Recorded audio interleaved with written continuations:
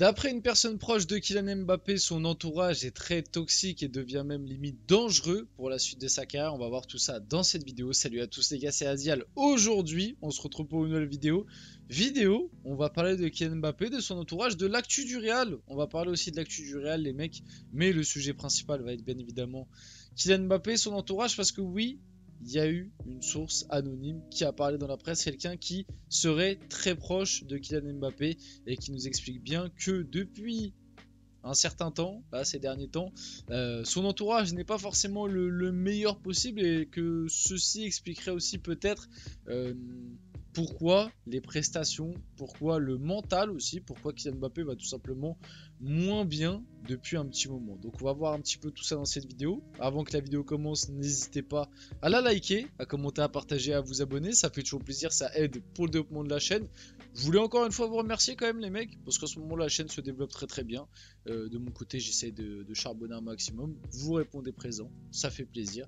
Donc n'hésitez pas, voilà, petit like, petit commentaire, c'est gratuit, ça prend 5 secondes et c'est grâce à ça que on peut se développer petit à petit. Et je remercie bien évidemment, comme d'habitude, tous ceux qui le font. On va passer directement au sujet de la vidéo. Le cas Kylian Mbappé encore une fois, donc un proche de Kylian Mbappé qui connaît très bien son entourage.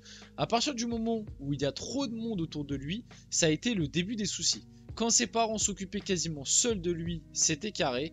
Maintenant, il y en a trop qui veulent se mêler de tout et qui parlent directement à Kylian. Ça brouille tous les messages et la stratégie.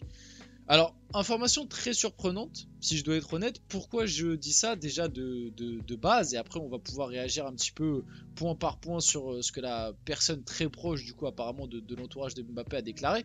C'est que moi les derniers trucs que j'avais vu passer en termes d'infos, c'était plutôt que justement l'entourage de Mbappé se réduisait de plus en plus et qu'au contraire à l'heure actuelle il avait un entourage très restreint, voire même peut-être limite trop. Notamment, il y avait des infos qui étaient sorties comme quoi sa mère avait fait un petit peu le tri dans ses amis d'enfance, même dans ses amis tout court, que Mbappé avait plus forcément justement beaucoup d'amis autour de lui, qu'il y avait beaucoup de personnes qu'il avait pu côtoyer étant plus jeune qui avaient été entre guillemets chassées parce que sa mère a estimé que c'était pas des bonnes fréquentations ou quoi.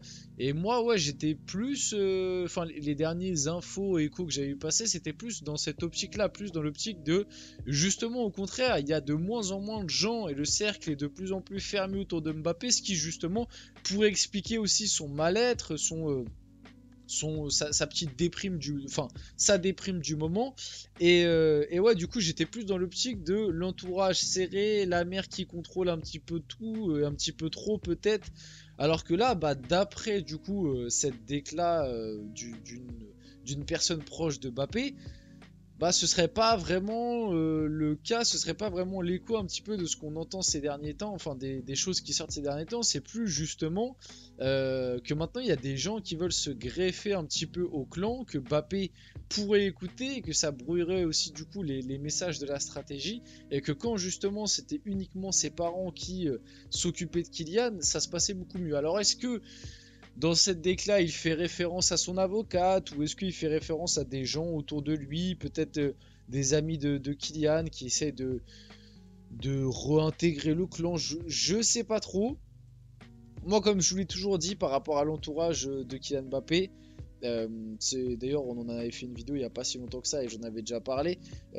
Moi, comme je vous l'avais dit, je trouve personnellement que depuis que sa mère est unique et seul commandant à bord, parce qu'en fait, oui, sa mère a toujours été là, parce que dans l'une de mes dernières vidéos où je parlais de ça, je disais oui, quand son père gérait sa carrière, je trouvais que, en tout cas, moi, le constat que j'en fais, tu vois, de loin, maintenant je suis pas en interne, je connais pas sa maman, je connais pas son papa, je connais pas Kylian personnellement, je suis pas là au quotidien, je vois pas ce qu'ils font dans l'ombre, mais moi, le constat purement sportif, quand j'analyse le truc de ma position, j'ai le droit d'analyser encore.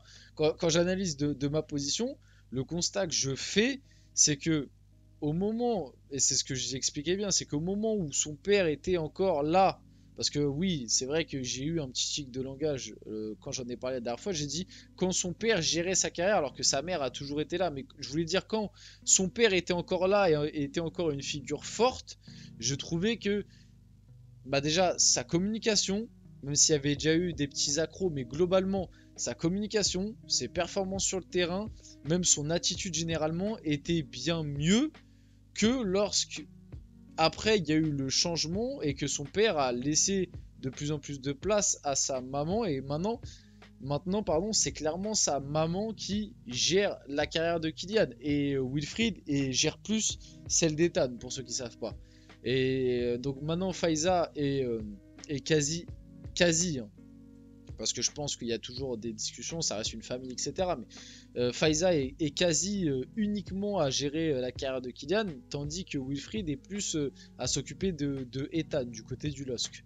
Même si, comme j'ai dit, les deux doivent un peu garder un œil sur leurs deux enfants, ce qui est logique. Mais moi, le constat que je peux faire, c'est que, je vous l'ai toujours dit, je trouve que depuis que Faiza Lamari, donc sa mère, est unique commandant du cas Kylian, moi je trouve qu'il y a beaucoup plus de problèmes. Déjà sportivement, le déclin se fait à peu près à partir de ce moment-là. En termes de communication, moi je trouve qu'il y a beaucoup plus de problèmes par rapport à avant. En termes d'attitude aussi. Donc voilà, maintenant je suis pas en train de dire que c'est uniquement de sa faute. Hein. Kylian, il doit avoir sa part de responsabilité là-dedans, parce que c'est plus la même personne aussi qu'à l'époque. Hein. Il a plus le même âge, il a plus la même mentalité peut-être, la même façon de penser. Peut-être que maintenant il a envie aussi de prendre un peu plus ses responsabilités. J'allais sortir une de ses phrases. J'ai envie de prendre un peu plus de responsabilités. Peut-être qu'il a envie de prendre un peu plus. Un petit peu plus voilà, il a envie de prendre j'arrive plus à trouver l'expression, en gros il a envie de prendre ses ailes, mais c'est pas ça l'expression, mais vous avez compris, en gros il a envie de prendre son envol, voilà, peut-être qu'il a envie de prendre un peu plus son envol, d'être un peu plus indépendant sans forcément écouter la stratégie de communication, etc. C'est tout à fait possible, mais bon, moi comme je l'ai dit, le constat que je peux faire par rapport à son entourage, c'est celui-là, quoi. C'est-à-dire que depuis que sa maman gère vraiment toute seule, quasiment toute seule en tout cas est omniprésente dans la gestion parce que sa maman est là depuis le début bien évidemment et elle gère avec son papa depuis le début, mais depuis que là elle a vraiment pris le lead, j'ai envie de dire, moi je trouve que ça c'est moins bien géré sur beaucoup de points qu'avant. C'est mon avis, c'est un constat, peut-être que je me trompe, peut-être que certains sont pas d'accord, mais en tout cas moi personnellement c'est mon constat. Donc pour en revenir vite fait à l'info de base, du coup apparemment non, ce serait pas une question de cercle fermé ou de la gestion de la maman, ce serait plus qu'il y a des gens qui essayent de se mêler, qui parlent directement à Kylian et que du coup ça ferait que tout part un petit peu en vrille.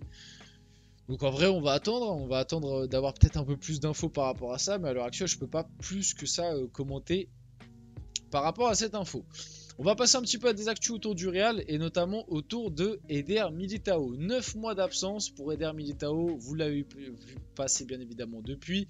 Saison finie, 1 mois d'absence pour Rodrigo, 3 semaines d'absence pour Lucas Vazquez. Eder Militao, on va un petit peu s'y attarder quand même. On va lire déjà sa réaction après sa très grave blessure. Merci à tous pour les messages, pour l'affection et le soutien. C'est juste un combat de plus à surmonter et je connais déjà bien le chemin du retour. Abandonner ne fait pas partie de mon histoire. Juste pour dire que bah déjà c'est très triste ce qui arrive à Eder Militao, parce que c'est vrai qu'on a un petit peu vite passé le truc, je voulais revenir là-dessus. Et que Militao, il y a pas mal de questions à se poser. Est-ce qu'on reverra un jour Militao revenir à son niveau? Est-ce que même on le reverra sous le du Real Madrid? Parce qu'on sait que se faire 2 fois les ligaments croisés, c'est pas rien. C'est très dur déjà c'est très dur de revenir d'un ligament croisé. On l'a vu, hein. En vrai les prestations de Militao depuis le début de saison étaient pas très satisfaisantes. Donc là revenir de 2 croisés, surtout qu'entre temps je pense que le Real va recruter à ce poste là. Peut-être qu'on a assisté aux dernières minutes de Militao sous le maillot du Real, on sait pas. Tu vois, ce style de truc, ce style de grosses blessures là, où là on le reverra pas, comme je l'ai dit, moi je pense qu'on le reverra pas avant début 2026. Donc, parce que 9 mois d'absence, plus la rééducation, la réathlétisation, tout ça, le retour à la compétition qui va sûrement se faire petit à petit, Pour moi, on le reverra pas avant début 2026. Donc, ouais, c'est dans une éternité, honnêtement. On sait, on sait même pas à quoi ressemblera l'effectif du Real en 2026, tu vois. Donc, c'est un petit peu pareil que ce qui s'est passé avec Carvajal, quoi. C'est-à-dire que c'est des grosses blessures qui arrivent.